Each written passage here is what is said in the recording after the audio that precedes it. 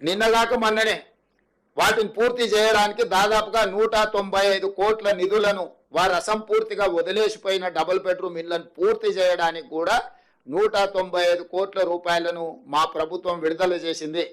వారు మేమే కట్టినాం, మీరు మూసీ నదిలో పేదలకు ఇస్తున్నాయి మేమే అని మీరు అర్ధాంతరంగా ఎక్కడక్కడ వదిలేసి పోయినరు. 10 సంవత్సరాలు ఏ రోజు కూడా మీరు వాటి మీద దృష్టి పెట్టలేదు.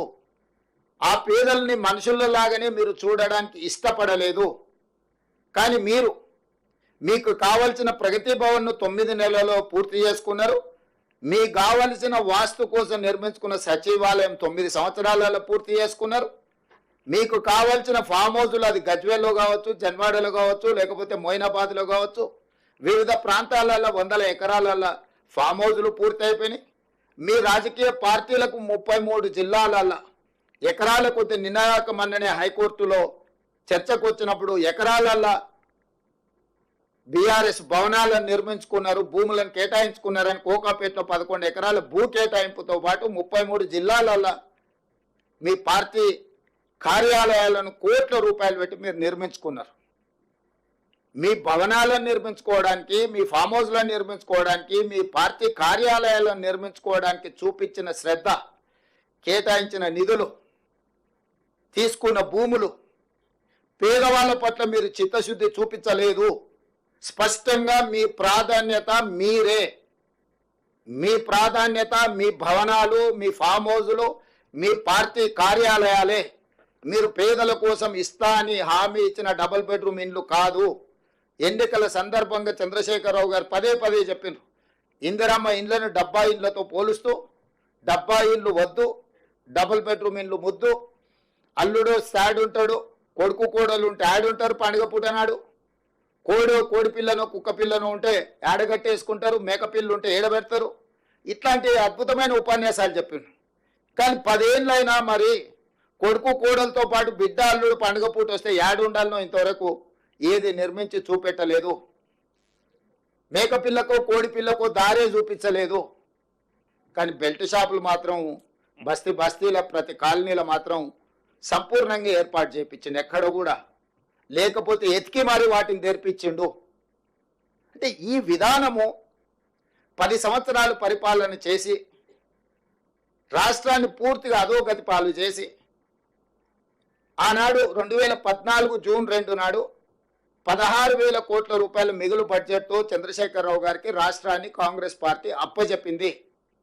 ఆనాడు తెలంగాణ బిల్లు ఆమోదించడంలో క్రియాశీలక పాత్ర పోషించిన ఆనాటి ఉమ్మడి శాసనసభ డిప్యూటీ స్పీకర్గా బట్టి విక్రమార్క గారు కుర్చీలో కూర్చొని బిల్లును ఆమోదింపజేసిన తెలంగాణ రాష్ట్ర చర్చ వచ్చినప్పుడు వారు డిప్యూటీ స్పీకర్గా నాకు అవకాశం ఇస్తే నేను చాలా విషయాలు సభలో ప్రస్తావించిన.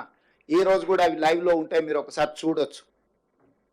సో ఆనాడు కేశవరావు గారు కానీ వీళ్ళందరూ ఒక సామాజిక బాధ్యతగా ఆలోచన చేసి ఖచ్చితంగా తెలంగాణ రాష్ట్రం రావాలి అని పార్టీ విధానాలు కొంత ఆలస్యం అయితే కూడా వాళ్ళు ఒత్తిడి తీసుకొచ్చి రాష్ట్రాన్ని సాధించిండ్రు. రాష్ట్రాన్ని సాధించడమే కాకుండా మిగులు రాష్ట్రంగా 16,000 కోట్ల రూపాయల మిగులు బడ్జెట్తో మీకు రాష్ట్రాన్ని అప్పచెప్పడం జరిగింది. 60 సంవత్సరాలు పరిపాలించిన కాంగ్రెస్ పార్టీ 16,000 కోట్ల రూపాయల మిగులు బడ్జెట్తో చంద్రశేఖరరావు గారికి తెలంగాణ రాష్ట్రాన్ని అప్పచెప్తే సరిగ్గా 10 సంవత్సరాలల్లా ఇదే చంద్రశేఖరరావు గారు 7 లక్షల కోట్ల రూపాయలు అప్పు చేసి తిరిగి మాకు రాష్ట్రాన్ని అప్పచెప్పిండు. 1000 ఎకరాల భూములను అమ్మేసిండు. ఈ అప్పులే కాదు, లక్షల ఎకరాల పేదవాళ్ళ భూములను వారు గుంజుకున్నారు.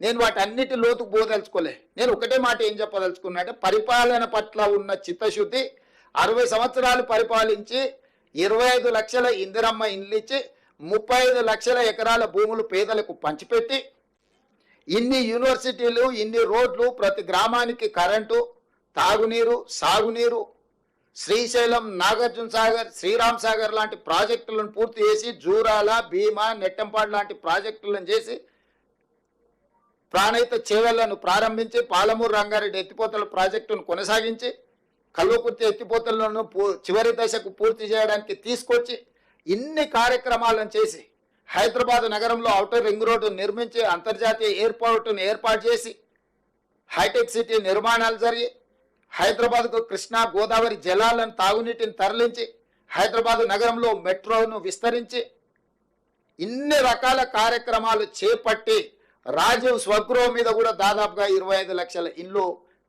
పట్టణ ప్రాంతాలలో ఉన్న వాళ్ళకు కూడా కేటాయించడం జరిగింది.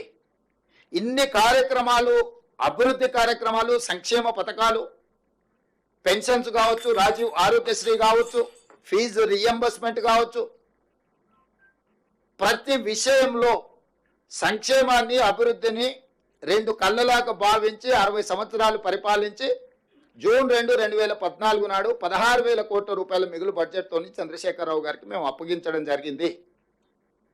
సరిగ్గా 10 ఏళ్లలో రాష్ట్రాన్ని ఆర్థిక సంక్షోభంలోకి నెట్టేసి 7 లక్షల కోట్ల రూపాయల అప్పు చేసి అప్పు మిత్తి చెల్లించడానికి మళ్ళీ అప్పు చేసే పరిస్థితి కల్పించి మా చేతికి రాష్ట్రాన్ని అప్పచెప్తే వాస్తవాలను గ్రహించి శాసనసభలోనే ఆర్థిక మంత్రి గారు, ఉప ముఖ్యమంత్రి గారు వైట్ పేపర్స్ ప్రవేశపెట్టి అక్కడి నుంచి ప్రయాణం మొదలుపెట్టి ఒక్కటొక్కటిగా సర్దిద్దుకుంటూ జరిగిన తప్పిదాలను సవరించుకుంటూ ఎవరి మీదనో ఆరోపణలు చేసుకుంటూ ఎవరినో నిందించుకుంటూ కాలం గడపకుండా ఒక మంచి పరిపాలన విధానంతో ఒకటొక్కటిగా పరిష్కరించుకుంటూ మేము ముందుకు వస్తున్నాము.